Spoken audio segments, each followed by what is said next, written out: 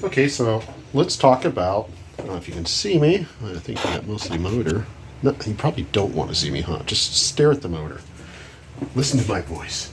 Let's talk about maintenance. So if you're going to, you got a new motor from someone, and it's now time to do that first maintenance. The most common sense stuff is going to be your oil. You know, you're going to change your oil out. If you've got a filter, you're going to change your filter. If you're really good and you have them, or if you don't have it, buy it. It's a filter cutter. It'll cut the filter open. That way you can look inside to see what kind of metal is in there or what it's catching. Don't freak out when you catch that or when you open that, because are you going to stay? I gotta put this somewhere. Don't freak out, because you'll find hair and silicone and anything and everything you can think of inside that little filter. And you'll first look at it and go, oh my God, it catches everything. It's neat. You cut them open, you stretch it all out, and you get to look at everything. But besides that, I typically, you're going to, on like stalkers, stuff like this, you'll have a screen underneath. You're going to maybe either wash the screen or change it out. On performance applications or motors with copper head gaskets or motors that are being abused, you definitely want to consider retorquing the heads. Yes, the head studs. If it's a drag race motor, you're going to typically retorque the top ones and the bottom ones. If it's a street car application, typically the bottom ones.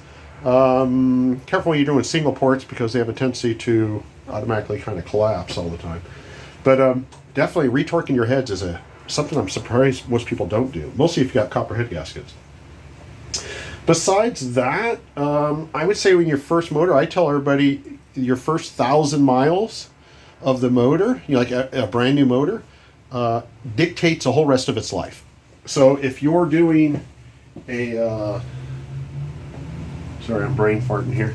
So if you're doing like a long distance daily driver or something like that, you definitely would, this is live, I need to tape this, oh there we go.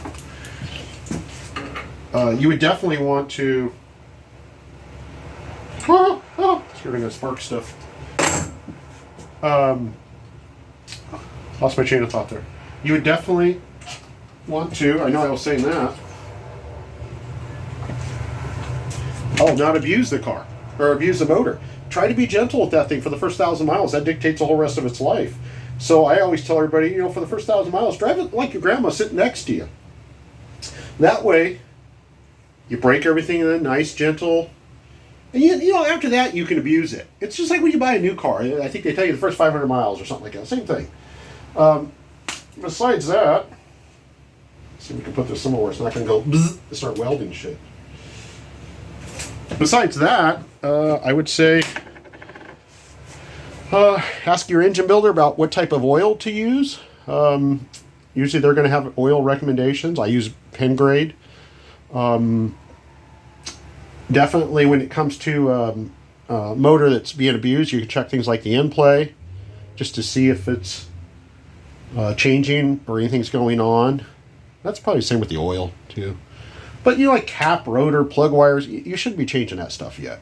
Mostly on a brand new motor. Now if it's an off-road motor, that's different. 1,000 miles is like 15 years for an off-road motor. But off-road motors, pretty much every year to year and a half to 2 years, somewhere in there, you're going to be rebuilding that thing. You're going to have it freshened up. Not because it's junk or they use cheap parts. It's just sand finds its way, no matter what. It just destroys everything if you don't do it, if you don't take care of it. It's a preventative maintenance. It's cheaper that way. And most of your sand rail customers don't understand that. They're like, well, I don't understand. My Volkswagen motor lasted 20 years. Why does this thing only last a year, 2 years? It's not that they're crap or the mechanic doesn't know what he's doing or anything like that. It's just dirt. Sand is a terrible, terrible destruction to a motor, basically. Okay, so this little guy, little 1600's all done. And I told the guy, hey, after first 1,000 miles, it'd be nice if you guys retorque the head studs, change the oil out. And basically, if you want, bring it on by and I'll look at the handheld and we can just make sure there's nothing going on, answer or address any concerns with the program. If they're like, hey, it has a flat spot during acceleration, something like that, I can show them how to make changes to that. All right, I feel like I'm rambling. I'm going to go ahead. I got to disconnect this. Customer's coming to pick this one up. This one's out the door, and then we're putting the big motor back on here. If you guys have any questions, I will try to answer them. Maybe not today, probably in like 6 months, because I'm not the most responsive person half the time. But I do get notifications now. So if you have to ask a question, I'll get notified. I figured out how to do that. All right. Let's get this baby off here. Everybody, have fun.